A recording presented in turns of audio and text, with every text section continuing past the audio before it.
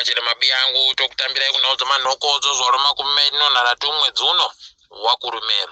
nyasi gore rapfuura ndipo pagoisiwa South Africa mupfigwa uyo wasvika nanyasi ushindoripo idika chiwereka kasvinuba mwana dzanyasi waMnangagwa waenderera mberi nokugwarasha nokupunzumura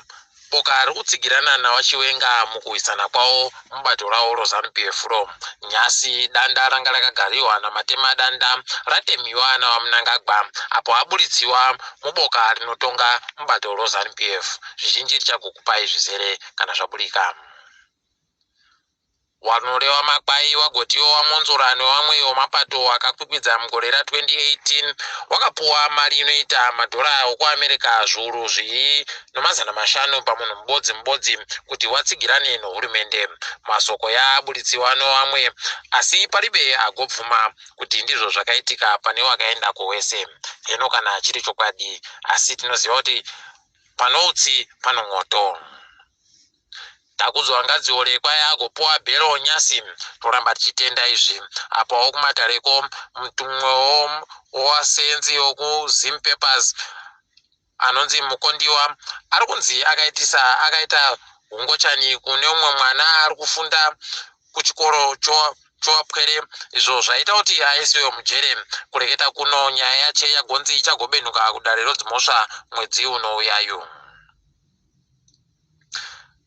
mutungamiri wesondo yoZCC Nehemiah Mutendi kwai agopopolza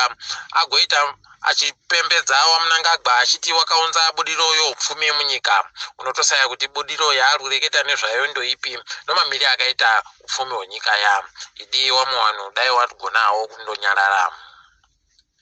mumwe akamboita mutongi wodare rodzimhosva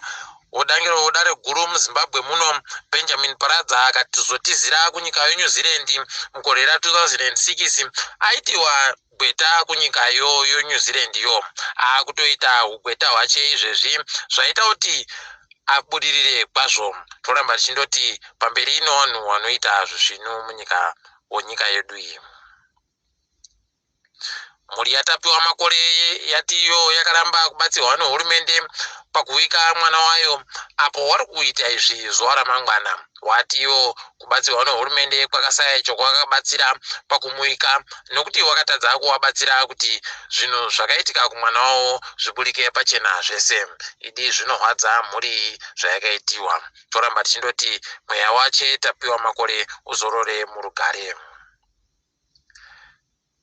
wanotengesa chingwa wakakwidza mutengo wechingwa kuenda pamadhora $40 kureketa kuno asi iwo wari kupuwa mari yonyika dzokunze yokutengesa zvinhu pamusika womari panonetsa mangudya izvezvi kureketa kuno wagoti iwo nyaya yekukwira kwomutengo wemapfuta wepeturu pabodzi paunokwira kwemagetsi nezvimwe zvokuseenzesa pabodzi pauno mari yokubhadhara vanhu ndiko kuri kusakisa kuti zviite kudari zvokudhurazvi idi paribe chodi isusu waribe mari kusatekaidziwa zvezvinyu kwonyaya dzenhabvu dzomunyika kuri kuramba kuchienderera mberi izvi zvaburitsiwa nomurayiridzi wechikwata chonhabvu chevakomana wedu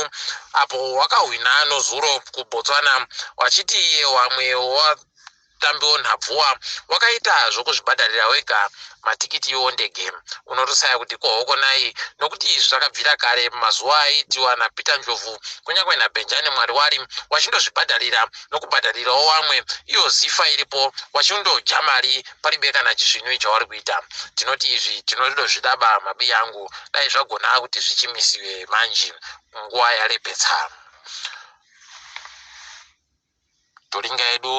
zopasirese kunyika yeZambia chikoro chofundo yepamusoro chomuRusaka choUniversity of Lusaka kwai chagoti icho wafundi wacho wareke kugopfeka tukabudura nomajini akaparuka aye kwai izvi zviri kutadzisa wafundzisi kuti wafundzise izvi zvino wotosaya kuti kohokonai mugore rino rikuitika izvi waJohn Pombe Magufuli wakapfa sondo rapfuura kwai wawikiwa nyasi kunonzi kuChato toramba tichindoti mweya wawo uzorore murugare kambani yondege yo Emirates nyasi yazobvuma kuti Nigeria inodherehwaba nokuti Nigeria yakanga yaimisa kuti igosenza wagobvuma kuti wachagotakura vanhu vokuNigeria waribe kana chinhu chokuratidza kuti waribedzwa mupengo sezvawainge wachida kuedzesera. Izvezvi waona kuti wagoruza mari yakawanditsa, saka watoda kuti wabenuke hawo wasenze nawo waNigeria wa. Dai yedu hurumende yagonawo kuita chisimba chakadari. Akambenga ari mutungamiri wechikoro chofundo yepamusoro cheWitwatersrand muSouth Africa Adam Habib adzingiwa novamwe vache vaanosenza nawo kwaari kuSOAS kuchikoro choUniversity of London. Izvozvi akanyaita mapwapwa okugodedza vanhu nozita rinorwadza raisededziwa naro vanhu vatema, akada kuedza kumiramira kuti anzi akaita zvino, asi zvaramba. Izvezvi ndinoramba tichindoti pamberi nazvo nokuti tinoda vanhu vanoita kahunhu kakadari. Tiri papo mabi yangu togumira pano kwaNyasi. Ndini wenyu Mhanduwe WeNhau.